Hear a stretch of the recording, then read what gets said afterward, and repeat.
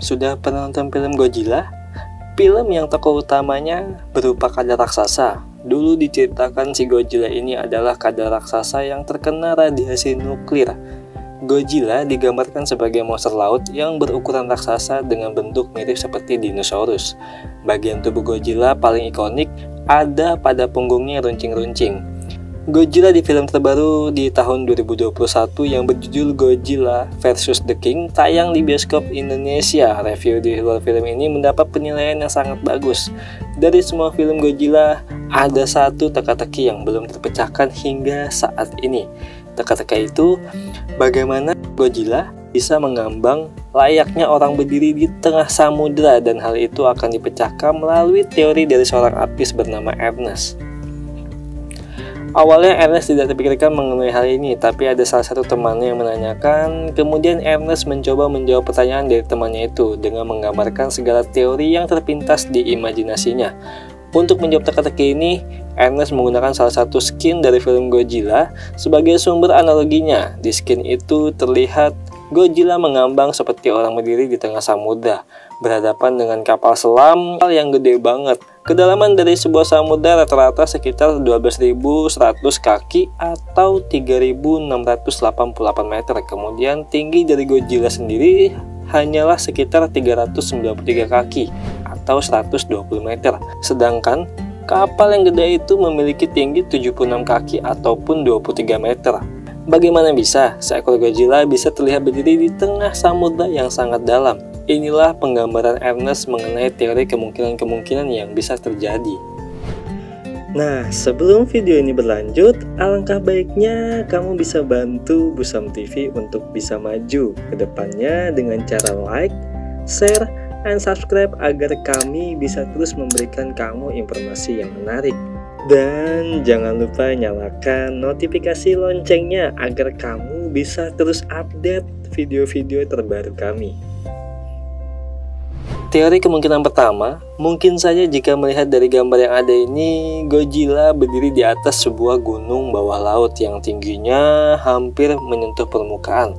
Ini mungkin hanya terjadi, tapi di dalam video, Godzilla bisa bergerak ke sana kemari menjadikan teori ini tidak mungkin. Kalau berdiri di atas gunung bawah laut bisa memungkinkan, berarti Godzilla bisa saja berdiri di atas tumpukan sampah yang ada di bawah laut. Wah, gimana nih Sobat Busam? Kalau sampahnya setinggi itu, seram sekali dampak dari ulah manusia ya. Yang ketiga, Godzilla digambarkan bisa bergerak bebas ke sana kemari dengan posisi seperti orang berdiri. Mungkinkah Godzilla ternyata berdiri di atas pecahan es akhirnya bisa membuat dia leluasa bergerak mengambang ke sana kemari? Namun hal ini juga masih tidak masuk akal karena tidak mungkin dia ke sana kemari hanya di atas es, sedangkan esnya juga tidak bisa bergerak bebas terlalu liar. Yang keempat, teori pecahan es masih masuk akal, tapi masih ada kekurangannya. Teori selanjutnya, apakah Godzilla menunggangi seekor paus?